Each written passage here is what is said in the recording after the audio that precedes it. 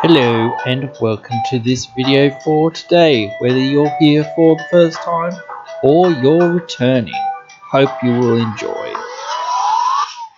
Hey there guys, continuing with our set review of D&D Adventures in the Forgotten Realms cards, and today we're getting into green and land cards. And we've got a little bit to talk about in green, certainly, so we better kick it off with this first one for green. Circle of Dreams Druid. Triple green, 2/1. You elf druid, you tap it for a green mana equal to the number of creatures you control. So it's, Gaia's Cradle on a stick. Oh my god. It's a really powerful card. I can see this going into just about any and every green deck. If you want a budget Gaia's Cradle, I think this is probably as close as you're going to get nowadays. Gaia's Cradle on a stick is really good as well. There's certainly synergies with, it's a creature. So therefore, if you have Guardian Project or Beast Whisperer or whatnot, you draw a card when you cast it or whatnot. Or, when you cast creatures or whatnot off of it, you draw cards or whatnot. So again, there's other synergies like Muldrotha, Graveyard, Recursion, things like this. It is 3 CMC, so it does get got by Sun Titan and effects like that. So it's really, really good. I'm expecting it just to see play in just about any and every green deck. You don't need much excuse to run Gaia's Cradle on the stick. You just need a lot of creatures. So in heavy creature decks, it's a slam dunk. I'm probably sure this is going to be one of the most sought after cards from the set. So I'd expect it to command quite a fair price. And I know that there's some alt arts and whatnot of this card, so those will certainly command more of the price, but still I think the generic version will still command a decent price as well. Next, because I want to move on from talking about one of the best cards from the set into another really good card from the set, I guess. So, Instrument of the Bards, 1 mana, legendary artifact. At the beginning of your upkeep, you may put a harmony counter on the Instrument of Bards. You pay 4 mana, 3 and a green. You search your library for a creature card with mana value equal to the number of harmony counters on the instrument. Reveal it, put it into your hand. If that card is legendary, create a treasure token, then shuffle. Look, if it's a legendary, you create a treasure token. Don't worry about that too much. I don't think that's that relevant. Yeah, sure, if you're in a legendary tribal deck, yeah, sure, it's a nice little thing that you get an additional treasure out of tutoring your legend or whatnot. That's okay. If you somehow tutor a 1 mana legend, you can then cast it, I guess, somehow. I don't think there's that many 1 mana legends. I mean, Reese the Redeemed is, but there's not that many. But, there's certainly not none. But there's only maybe 1 or 2. I'm not sure if there's any others, but certainly not many. At least anyway, whenever whenever you look at a card, you think to yourself, well, what's his name? The guy who basically does this, Yi-san, the Wandering Bard, basically does a very similar effect to this. Birthing Pod is also another card that people use. They sack a thing to tutor a thing. Green tutors are out there. They mostly tutor for creatures. Again, there are a few that, work with other things like sacrificing or killing or whatnot, things like that. So, yeah, I just think that this is a really strong tutor card. You don't have to have much reason to not want to run it. I think it's a really good card. Eventually, it's going to get a counters on it, and, you can only get cards that have the same mana value as counters. So you might want ways to tick it down sometimes or whatnot. So maybe, but again, there's not that much build around that you would really care, because you're just going to tutor the best thing that you can tutor when you can tutor. and then just, you know, get free value. There are certainly ways that you can untap it and whatnot that we do see, but they're mostly in other colors, not green specific, but again, there are ways. So again, I really think that this could see play in a lot of decks. Do you want to tutor a Rex Sage because, or whatever, because somebody has a instrument of bards and you don't want them to have their instrument of bards? Well, you can. So, you know, like, it's a toolbox card, plus it's basically a win condition on a stick as well, because it'll tutor your win condition when you need it. So, it's a really powerful card that I definitely think we'll see play when people really want to tutor and want to tutor multiple things like they do with Yi-San. So yeah, I think it's a similar effect that we'll see similar play. Next one, this the name of it, Orcrey Jelly. I hope that's right. Close enough, right? X and a green. For a 0/0 ooze that has trample, it enters the battlefield with X plus 1 counters on it. Then if it dies, if it had 2 or more counters on it, you get a token that's a copy of it at the beginning of the next end step that enters the battlefield with half as many counters on it that the original basically had. So, that's just fine. A little bit of extra value out of, the thing when it dies or whatnot. Again, this is a permanent, so Muldrotha might want those sorts of style decks where you can take advantage of it dying. You can keep making tokens. Certainly, X-Spell decks would want to think about this as well. So it is a niche card.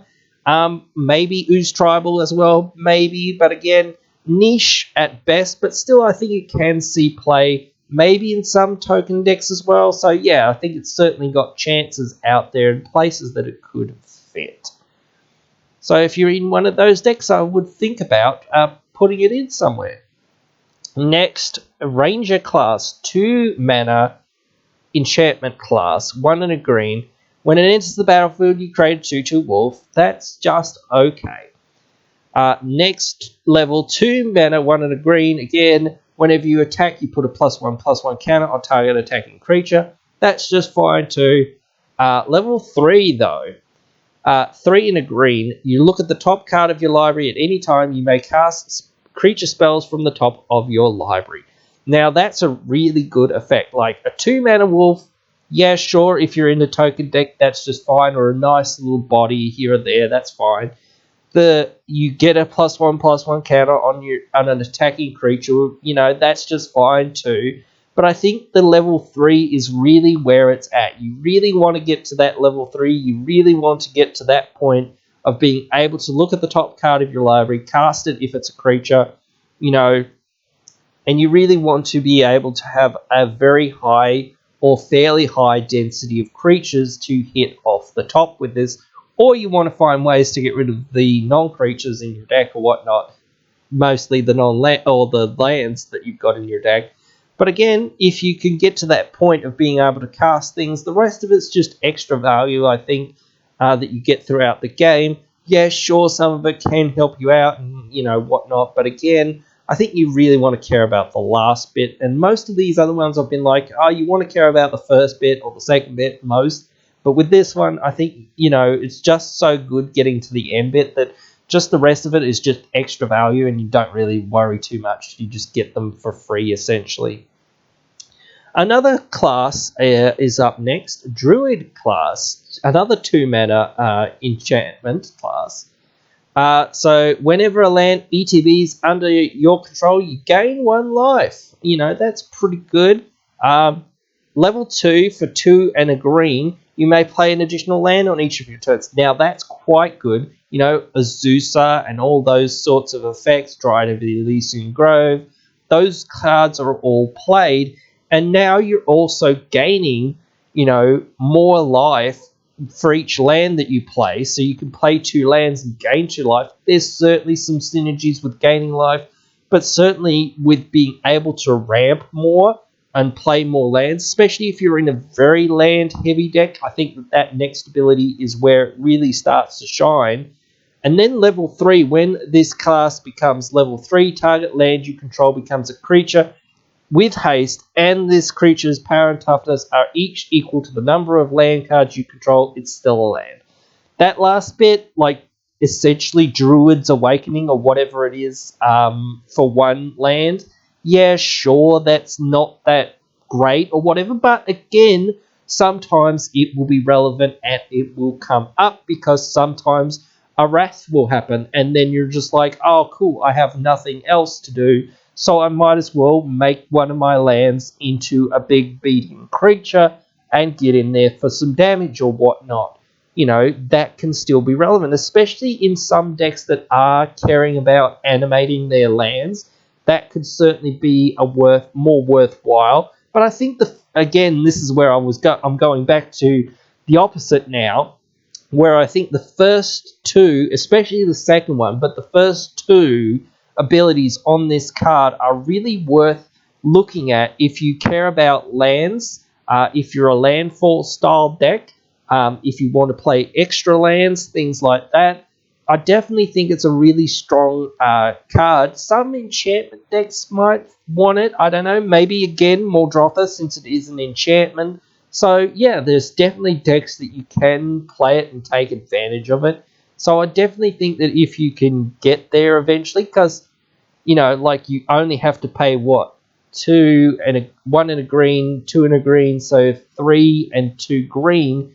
That's not that bad, and you're gaining life as well. So that's not that bad, and you can pay it again in installments, essentially, so you can, save up to pay for it, when you actually have the mana, rather than just being like, well, I better find the mana somehow because I really want to get this online, but you can just do it, eventually because you're like, oh, well, again, with Mordrotha and those other effects, it's like, well, if it dies, I'm not too worried or whatnot because, again, I can get it back or whatnot, so it doesn't matter as much.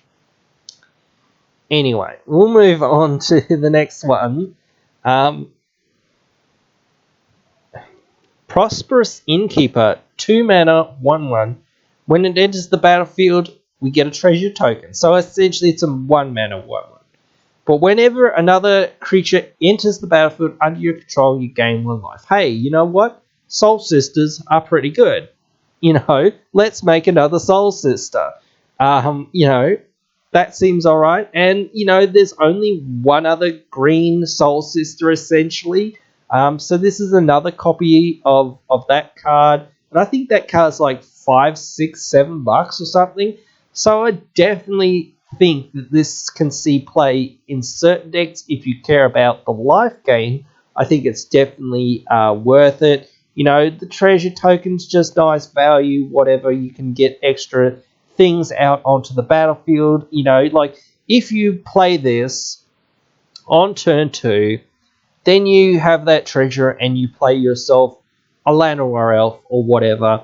You've just gained yourself a life as well, so that's pretty good. Plus, you're ramping yourself, things like that. There are things that you can do for 1 mana, so certainly there are things that are worth playing with it, and I think it can see play in lots of different decks. So if you care about life gain in any way, I would think about it. Plus, it's just another replacement of the other green card that basically does this. So, yeah, it doesn't hurt to have more than one. Next, 3 mana instant. You search your library for 2 basic land cards. You put them into your hand, and then you shuffle. You return target permanent card from your graveyard to your hand. Look, both of these modes aren't that amazing, but when you staple them both together, they're not that bad. Just drawing 2 lands when you need 2 more lands is just fine, and this is at instant speed again, so that's pretty good. So then you can play one of those lands on your next turn or whatnot, maybe play the next one or whatever the turn after, or if you have extra land plays, you can play them both. Again, and then again, regrowth, an instant speed regrowth essentially, is pretty good. It's hard to say that it's better than, Balaged Recovery or it's better than Eternal Witness, but the instant speedness on it and the versatility of being able to get 2 lands to your hand. Yeah, they don't go to the battlefield or anything, so it's not ramp. But again, when you get more lands and you can at least play those lands, it is worth it. Again, even if you play them eventually, it is drawing you essentially 2 cards. It's drawing you 2 land cards. But again, when you sometimes miss your land drops, it can be worth it just to be like, well, I might fire this off, or I might fire off, the return a permanent card to my hand, which might be my fetch land, or might be my Sun Titan, or might be something else, or my Eternal Witness that can get something back. Get this thing back, again, or something. Again, there's lots of little things that you can do with it. But I certainly think that you want to play it more in a spell style deck because it is a spell. So you want to care more about spells than you want to care about creatures, I think, to a degree. So, yeah, once you're in that sort of style of deck, I think it's quite good and you might want to consider running it. Next, 4 mana sorcery, you meet in a tavern. So 2 and 2 green. So you choose one. You look at the top 5 cards of your library. You may reveal any number of creature cards from among them, put them into your hand, put the rest on the bottom of your library in a random order. Just fine. Just maybe draw 5 cards, maybe, depending on what your top 5 are. Maybe draw 4. Depends. Maybe draw 3, maybe draw 2, maybe draw 1.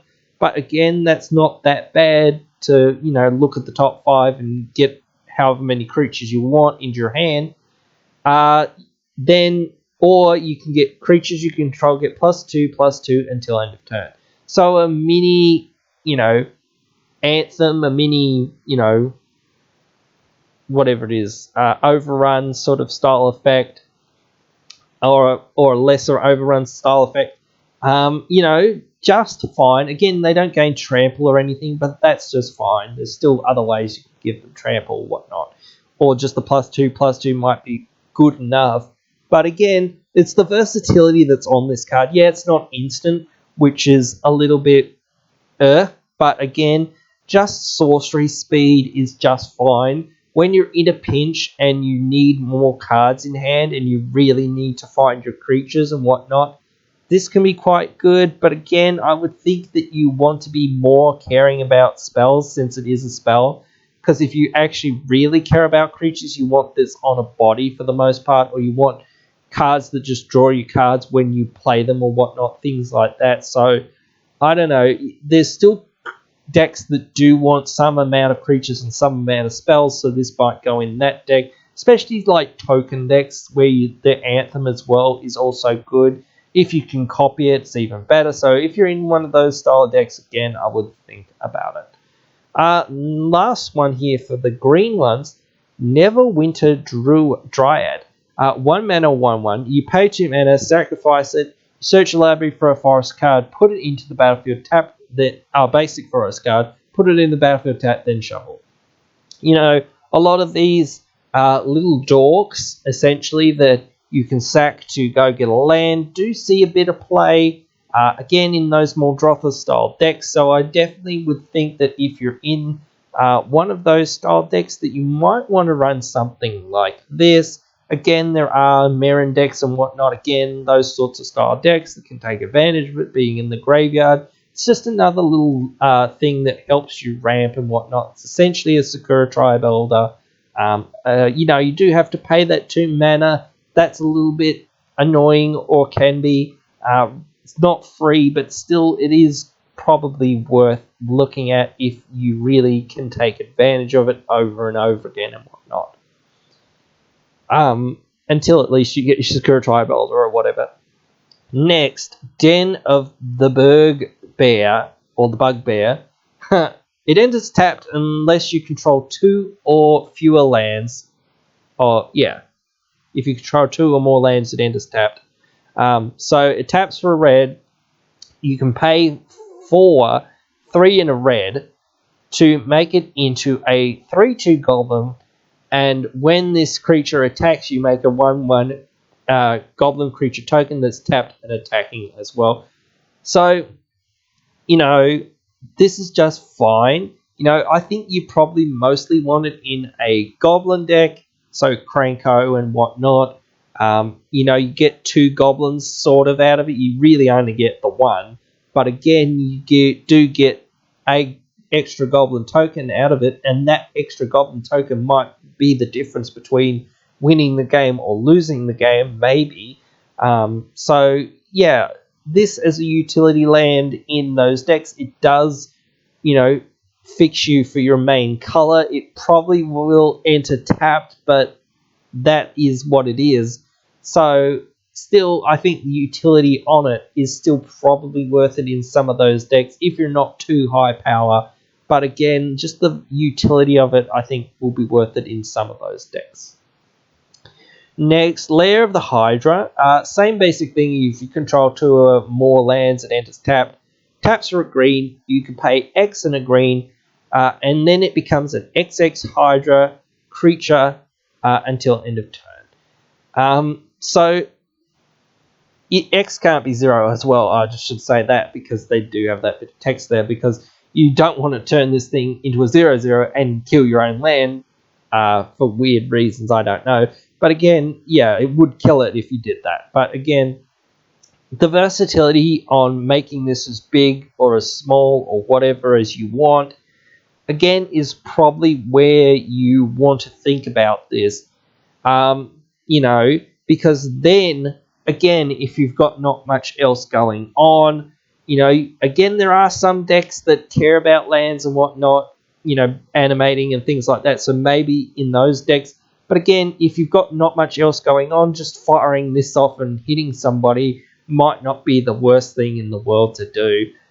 So yeah, I certainly think that if you care about lands and you care about your lands having some utility, I would think about it.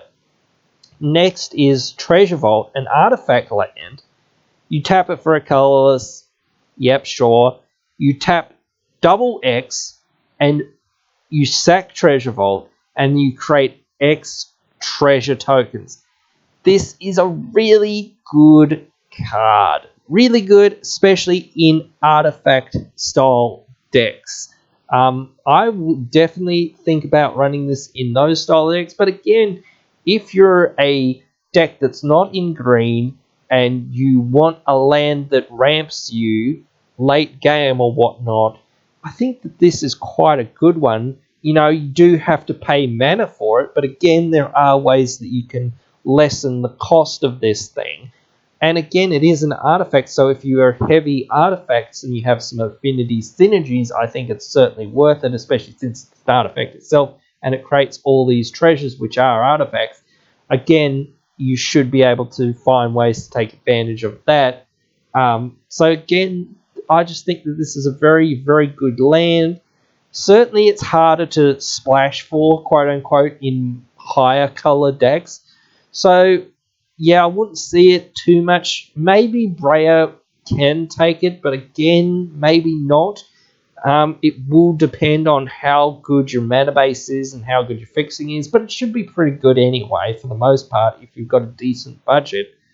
But yeah, like the treasures do fix you as well, and you do only have to pay generic mana for it, so I do think it is worth it, again, if you can flex the slot in your deck. So yeah, I would definitely consider running it. I'll probably run it in many mono white or other decks as well, just because late game, again, you can get more mana out of it, and you haven't really lost anything too much, I don't think. Lastly, Temple of Dragon Queen. Enters the battlefield, you may reveal a dragon card from your hand, or if you control a dragon, it enters untapped. So when it enters, you choose a color, and it taps for 1 mana of the chosen color. It's just an okay fixing land for dragon tribal or mostly dragon heavy decks. But, we did get a fair few dragon cards in the latest set, and dragon tribal is pretty darn popular. So, again, I would think this can see play, mostly in those heavy dragon decks or dragon tribal decks. But yeah, it's definitely pretty good because it enters untapped most of the time. And, it taps for 1 mana of a color that you probably need. when you need it, and then if you don't, you just like, well, whatever color, it doesn't really matter. And then you've got effects like the legendary land or whatever it is that, you know, makes your lands tap for every color and things like that. Dryad of the Elysian Grove, chromatic lantern. So eventually this thing will tap for more colors. You've got the new, the old Urborg and the new green Urborg and things like that. So it can tap for much more colors as well once you get those other cards out, or once those other cards come out. So again, it's really quite good, and I think you could run it in most of those Dragon Tribal decks, or Dragon Heavy decks. But that's pretty much it for the green cards here, the land cards here. Let me know what you think about all of these cards. Which ones are you hyped for running in your command decks? Let me know. Write it down there in the comments below. And I'll be back soon with part 4. If you would like to further support the channel, you can go onto our Patreon. You can also get social with us on our Facebook. To follow all the updates, make sure you hit the like button. And on our Discord, to get into it, please leave a comment and I'll send you an invite. All links are in the description. I hope you have enjoyed this video here today. And if you have, please consider liking, sharing, and subscribing. And I hope you will come back for another one. See you then.